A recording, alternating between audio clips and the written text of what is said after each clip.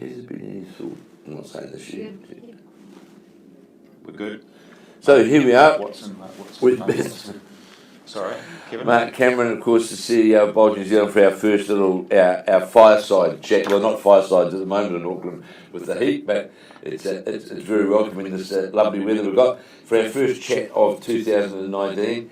And it is fair to say that we're right into the busy part of the season. There's a lot going on, and not just at a New Zealand level, but there is tournaments at present over the next month all around the country. So it is a pretty busy time. So we'll talk through a number of things that Mark's got on the agenda that we want to put out there to our audience. And please, come on board if you've got to afterwards, share it, look at, make sure the more that are part of this overall communication that we're trying to get out to the overall database of membership. That's what we want, isn't it? Yep, don't forget we're aiming for our shortest podcast ever today. Yes, we are. So it's because of the summer weather we're doing that. But anyway, so... And very few questions. We've only got one question today, Kevin. Yes, there is, but there's still some topics to discuss. Okay.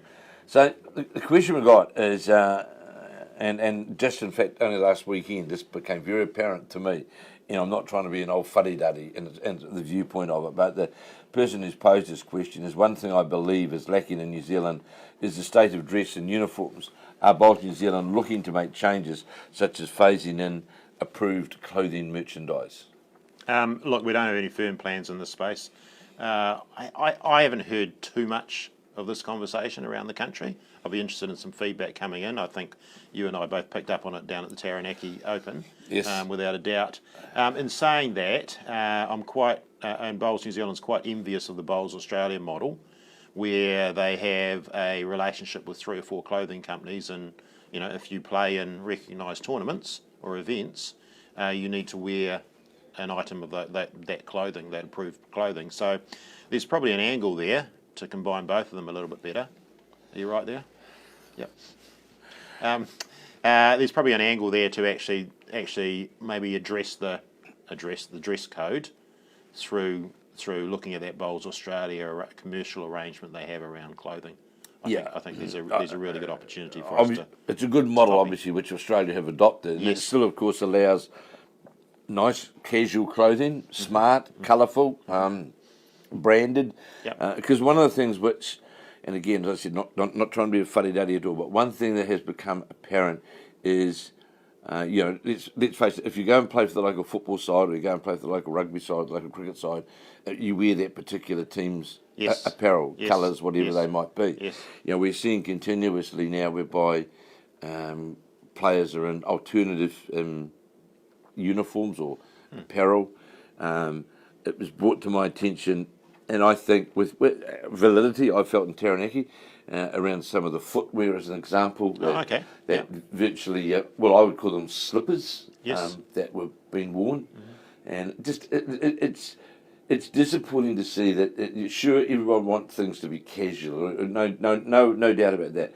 But I do think that, like in any sport, golf, tennis, the whole lot, there does need to be some level of, I'm not going to say rules, but just sensibility. Well, certainly for events, there has to be. I think when we're trying to embrace this casual market, this barefoot market, we don't want to put too many rules and obstruction there. But around our club centre, national events, New Zealand events, I think that makes sense. Right. So I think it's fair to say the person who posed the question, it's certainly it's on the agenda to try and find some happy medium to try and the idea of the approved clothing scenario, I think it's got a lot of merit. And the other thing which I think we also see is we do see a lot of people wearing attire which I don't think they qualify to wear. And there's a difference between merchandising and wearing either provincial or national colours or national attire. Every sport's got merchandise sort of national national clothing, but I mean, there's a few things to consider. You need to consider price. Yes. You don't want to suddenly price ourselves out of the sort of market. And the other thing you need to consider is that we have a lot of people, certainly in the footwear space and that sort of stuff, who have to wear certain orthotic or certain types of shoes, etc. So you have to be careful in this space. But at the same time, I'll say it again that duplicating a Bowls Australia type model should be and could be in our future. Yeah, and I think that'll start to address some of this stuff. I agree, it's a positive. So on to the nationals. So we've had the Somerset National Singles and Pairs, of course, in Auckland earlier on this year, and now in a few weeks' time we move into the fours in Wellington, and by now I imagine you'd have how the numbers look of the new format, the split format, versus what's been the traditional format. Yeah, so I mean it was a big call last year to split nationals between singles, pairs versus fours, and there's still debate out there in terms of what that split should have been. But the main principle behind the split was to increase participation by having nationals in two different venues. And proof's in the pudding in this case. So really pleased to say that now that national entries for the fours have closed and the draw's been determined, we now know those numbers. So last year in Dunedin, we had 560 people who participated in nationals. So they were unique individuals. This year we have 885 who have participated. Close to 50% growth. Yeah. So and these are unique people. And what we've actually seen is that other than there's a shall we say the top players, they're playing in both. But we're getting a lot of people who are just picking one or the other, and they're playing in Wellington for the fours, for example, because it's close to home. Geographically good. So 885 versus 560. Now I appreciate that there's a difference between Dunedin and Auckland and Wellington. I get that, but that's quite a phenomenal growth in numbers.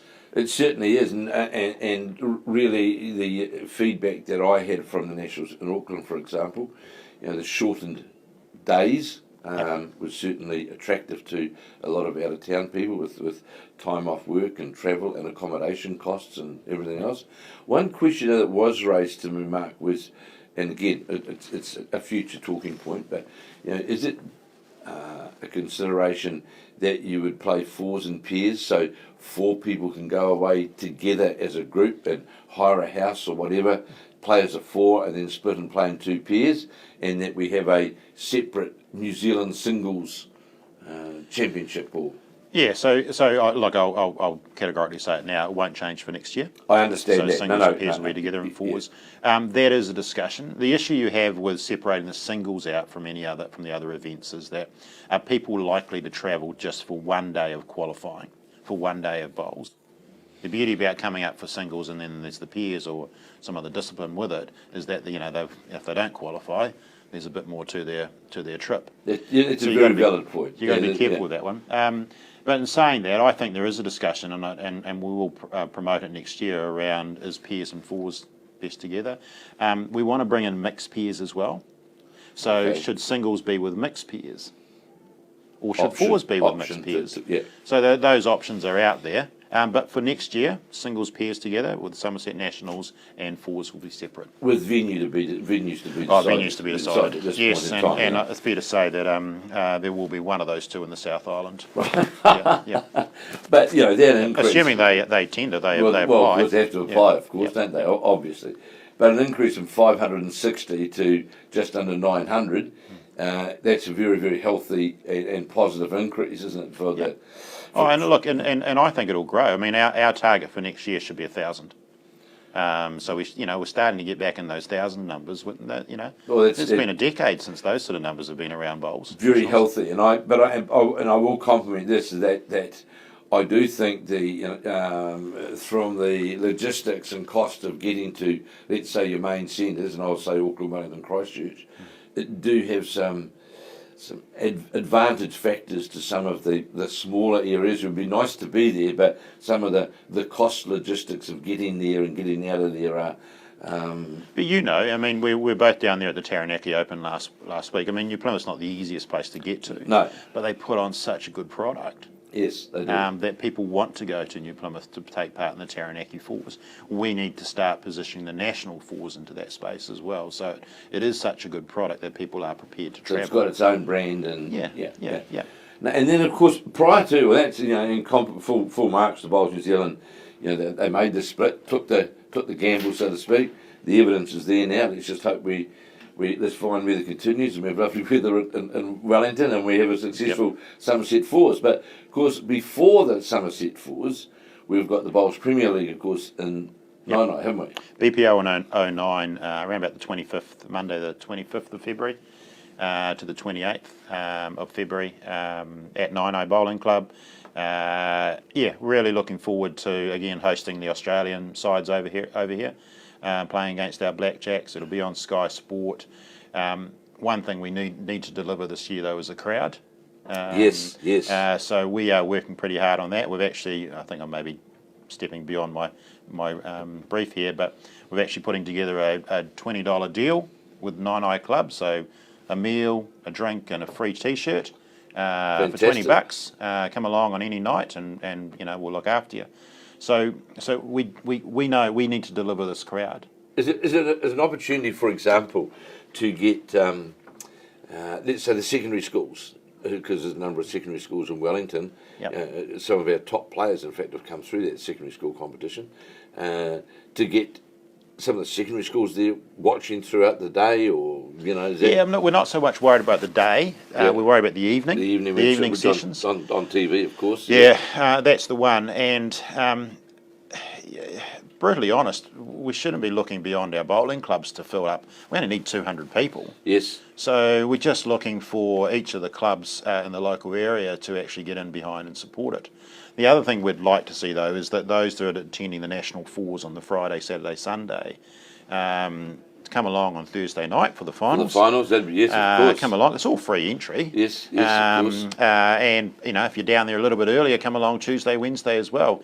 We just need to deliver this crowd, because when you compare BPL 08 and Pine Rivers last year with our version 07 down in Nainai, the difference was the crowd. Yes, it was. And it was embarrassing. It was embarrassing. I think it was embarrassing for us, for Bowls New Zealand, that we didn't deliver that sort of But crowd. I will say, though, that to me it was proved with the Bowls 3-5 that was held in Auckland, the Bowls New Zealand televised event, that an all-out effort was made, put in to get in the numbers there. Yep. And we had I would say, overall, a pretty good, consistent, vocal, happy crowd who enjoyed the experience, and people are still talking about it. So the BPL delivers a similar sort of product as well, doesn't it, really? Yeah, it does. It is. It's just hard work, though. You'd appreciate that Bowls 3-5 in week 1, it was a bit slow. Yes, it was. So week 2 we picked up, week 3 we picked up a yen. With BPLs, we don't get a week 2, week 3, week 4. No. It's there it is. It's Monday to Thursday night, week 1. Well, of course, what we will be doing, I believe, so all of the New Zealand, all the Blackjacks day games, we'll be live streaming those through the Bowls New Zealand Facebook page, etc. And that's going, to give people, especially in the Wellington surrounding areas, they can have a look at it during the day, watch it on the Facebook live streaming, and then just get down to Nainai in the evening, and they can see all the live action. And, exactly. So, and we only need a couple of hundred people, but we need those 200 well, people. I do know by watching at the moment that Nainai is certainly putting plenty of social media posts out there to try and do their utmost to encourage people to get along. And now I also saw as well, was Nainai calling for volunteers? Yes, we need volunteers for the event as well to help out with marking, scoring, odd duties. So that request is still there, still right? valid. Just get in touch with Martin at Bowls New Zealand. So that's there. Yep. So now moving on to, I believe there's a special general meeting coming up of a constitutional change or directional change. Yeah, so there's a little bit boring, this one, for most, I think. We are looking to, the board's putting forward a recommendation to the membership of Bowls New Zealand that we disestablish the delegate system, the regional delegate system we have, and replace it with each centre as a delegate at the AGM, the Bowls New Zealand AGM in their own right. 26 centres, is it? 27? 27 centres. 27 centres, And what we've done, we've tried to, in the past, our delegate system has been, those 27 centres have been broken down to 3 regions, and then they go and appoint regional delegates. What we're saying is, actually, this would be far better if each centre was able to turn up to the AGM and vote in their own right. And also it means that we can actually workshop with those centres after or before or after the AGM as well, so we can create some, it's a bit more of a working. Well, I agree. And that last sentence you made about the workshop scenario, that's the point that I'd really urge the relevance of centres attending, because there's so many things which can be educated or conversed to the centres, the likes of the use of social media, promotion, all sorts of things which are now there that can assist the centres wherever you may be in New Zealand.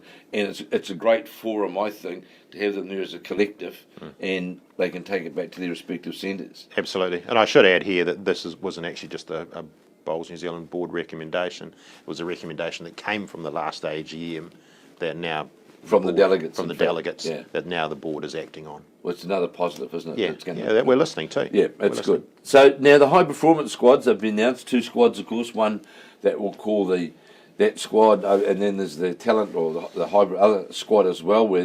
So I think it's fair to say in the squads have been announced that there's a few things I think from an outsider looking in we've seen recognition by the selectors and the coaching people of strong performances at the Somerset Nationals. Yeah, so strong current performance. That's important. The recall of some players who are back in the frame, who haven't been there for a while, and a consolidation of our top-tiered players have all sort of been recognised in the two, I'll call it the 2 main squads that have been announced. Is that a fair assessment? And we should remember too that they are squads, they're not blackjacks. Absolutely, they're squads. So these are people that have obviously performed well over the past couple of years, and have been rewarded with recognition into the squads.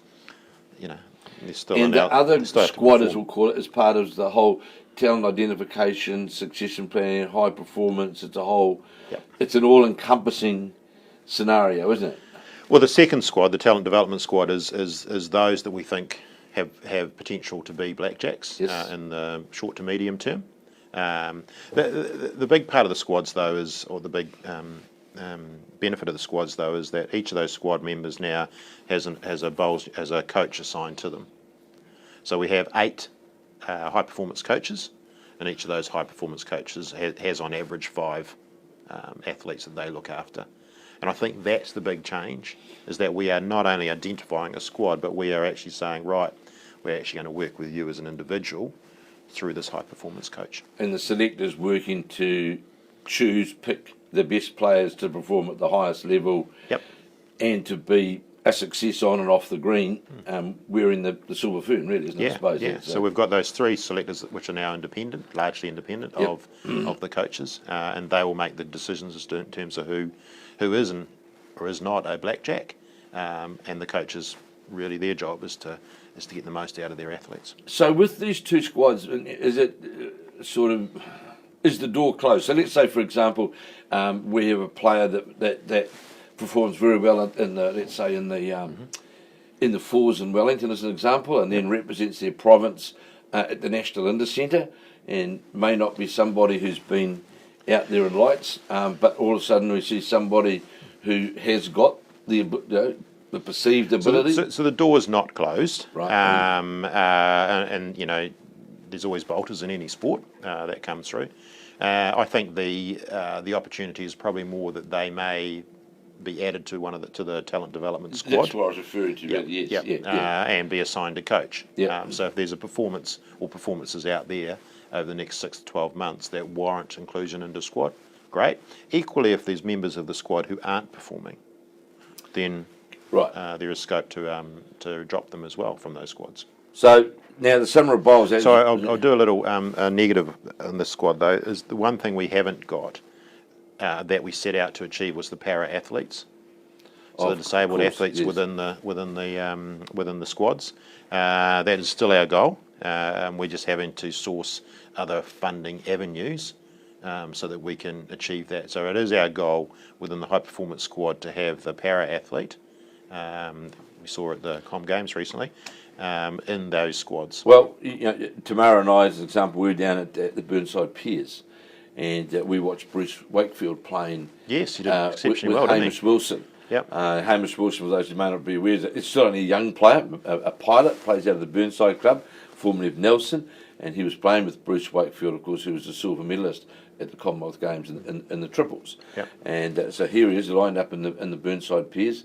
And look, I would just about say now, of all of the leads that I saw right throughout the 40-plus teams at Burnside, he was more than likely the most consistent performer right throughout, right through to the last day on the Sunday. He was outstanding, and everybody was talking about how well he played. So to see the likes of that possibly disadvantaged over the scenario we've got at present is something obviously that we don't want to see. And we've got to address it. Yeah. Absolutely got to address it. So the Summer of Bowls, of course, is well underway. There's tournaments all over the place, of course, and we've been to a number of them, like the Stoke Pairs, Burnside Pairs, the Taranaki Open Fours, and now the Taranaki Women's on. I'm not going to try and name all the tournaments.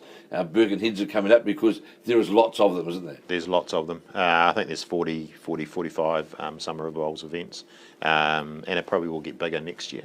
It's just important that we have this calendar that we can promote, and that's open to everyone to enter a tournament.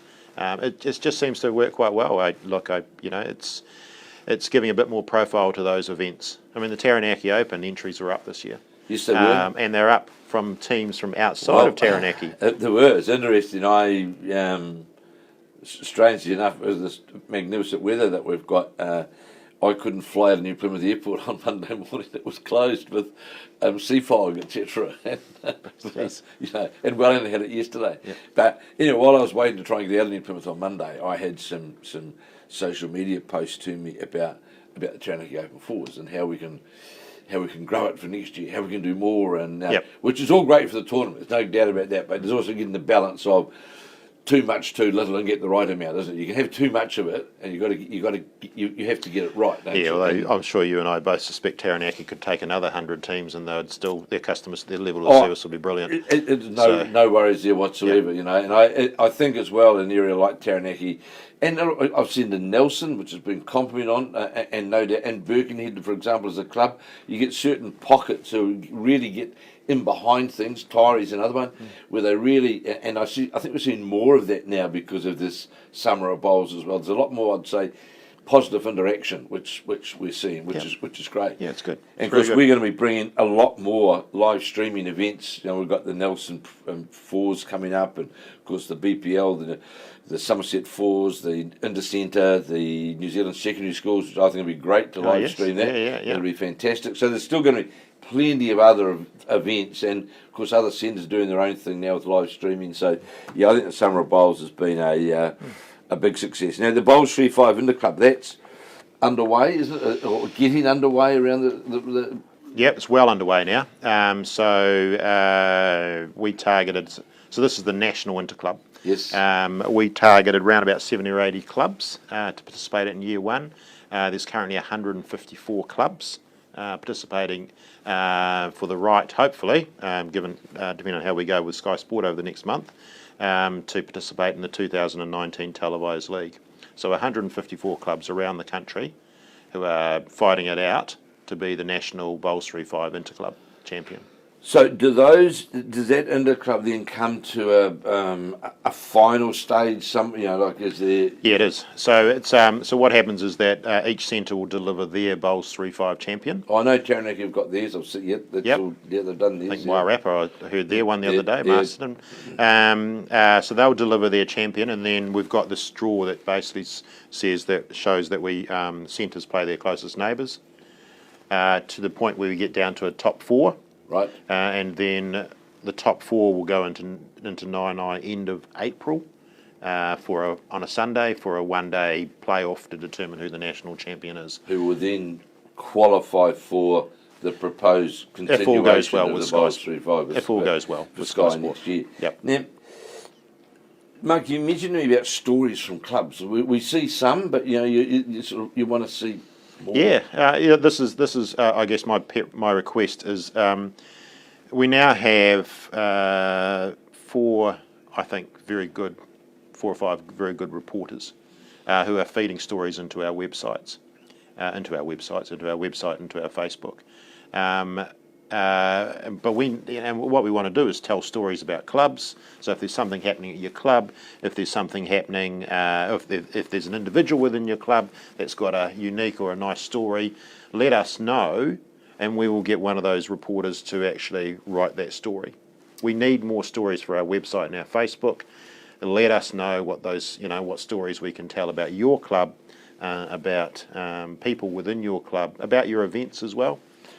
Well, it's a we'll unique one out of Taranaki. I don't know whether it's been picked up or not, but it was picked up. It might have been by Fairfax that picked it up. So there was one team in the Taranaki Open. They were in the same section. I wonder how that came about, but that's fine. And the other team was they'd all married in the same. Yes. The Alan Batley and the Archers. The Archers, yes, Archers, that's correct. yes. Yeah. And so here's the 8 of them, and the whole 8 of them are all the brother-in-laws and brothers playing brothers-in-law. That's right. Brothers playing brother-in-law. It was it was a good story. I think that would be somewhat. I don't think there'd be many sports that could have that uniqueness about them in an event, wasn't it? I thought that was a great story, and there's all those sorts of stories from all around the country, isn't there? And that. Yeah, and people like watching them and listening to them and reading about them. So just get your club, your club scribe to put something together. And No, they don't need to write anything. They just need to give us the hint. Give us the idea, and we'll get a reporter to you. I mean, John Macbeth, if you go on our website, wrote a nice little story about his trip down Central Otago recently. It was his wedding anniversary. That's right, it was. And he visited some clubs, and it reminded me again how important it is that we tell those stories about clubs and about people. Because they're interesting, they're nice stories to have. Yes, they are. So let's roll them in. The more the merrier. We've got, I won't say endless scribes, but we've got people that can write the stories. We just need to know. So all you clubs out there, what we're saying to you is, just contact Bowls New Zealand. If you've got a good story, we'll make the most of it. And we will. In closing, and talking about stories to all your clubs out there, to Barry Bunting, well-known Burnside member and bowler. Yes. Barry, in fact, is writing a book called Behind the Green Door, and it's a collection. He's trying to get a whole collection of stories of every bowling club in New Zealand about their club and a bit of a historical viewpoint on it. And he's going to launch this book. I think it's going to be before Christmas of this year. I think the plan is. Yep. So again, to your clubs out there, look, please, if you've got. If you've heard from Barry and about the book, just Bowls New Zealand have endorsed the book, haven't they? Absolutely. It's a brilliant little initiative that Barry's doing, and I congratulate him for it. There are so many stories out there. There are, and it's great to see now that Bowls New Zealand are continuously putting those up there. And so Barry, that will also be featured on the Bowls New Zealand website. So, right, that brings us to a close. I think we've covered everything we had to cover. And was it our shortest podcast yet? It is. There we go. Well done. We achieved that. Jeez. So, Mark, I look forward now, of course, moving on to the southern continuation of the summer, the fours and all the other events that are on, and bringing we've got a lot added. We've got the under-23s, secondary schools, north south, into centre, bowls 3-5, BPL. It's a lot of events. It's all going, and then in between time we've got events like the Birkenhead pairs, both men and women. We've got the Stoke women's singles, and the Royal Oak the Royal Oak triples coming up. Yeah. So there is a number of events. A couple of weeks, Matamata's got their fours. Yeah, and I think there's a story. I think it's a bit of a sad story. The Matamata tournament is an example because the Matamata tournament has been an iconic part of the Bowls calendar for a number of years, and it's an event that I went to a long time ago and enjoyed it. And just because of the struggle and some of the frustrations and challenges they've had, that this year will be the last of those Matamata tournaments. And if you go back through the history of the Matamata tournament, you'll see some of the greats of New Zealand bowls of the past who participated and won at Matamata. Did you win it? No. Oh, okay, sorry. No, but it certainly was a great event, and it's sad to see it come to an end. But in saying that, there is lots of other events that are now coming to the forefront. And from the sounds of it, they're going out with a bang. I think they generally have about 45, 50 teams, and they're over 60 teams for this last event. They've got luncheon on, which I'm heading down to. It is sad, but there are other opportunities going But forward. as we saw with the Somerset Fours Nationals entry, there's a lot of positives out there, and we're going to continue bringing all of those positives and addressing all the questions and concern to all of our viewers right around the country. And please, any questions, just fire them in, and we'll address Yeah, them. and I think maybe next time we might, if there's someone else you'd like to talk to, well, no, people would like you to talk to. Yes. I think we're trying to get PB Peter Ballas up here. I think would be a good Yep. good yak from a head coach selector perspective, or even Philip Skoglund, Well, I think as we start to build towards the Asia Pacific. Pacific Yep. in June, it's a good time as they're getting closer to that side being selected, of, how things are looking and where things are tracking, and so Let's get some of that. I mean, yeah. we've got Shannon, Mike, Joe. There's plenty of names of blackjacks we can talk to. I think I present there's a very good one which we can do beforehand, is because I'm very keen on this New Zealand Secondary Schools event, because Yes. it's the first time we've brought live streaming, and there's all the parents and grandparents and all those people who got the opportunity to see their children playing in this event, just like the Ames Games, of course, in Tauranga. And I think it'd be good if we could have a chat before the New Zealand Secondary Schools gets underway. Yep. Perhaps with a couple of participants, and about. Yeah, well, the organiser as well. Yeah, in terms of numbers and things like that, that'd be I good. think that's a big event, I think, and I'm excited that we're going to be bringing that live. So that's Well, we it just for this turned our week. shortest podcast into now our longest, but that's all right. So we're finished. Over and out. Thanks, Kevin, as Thank always. you.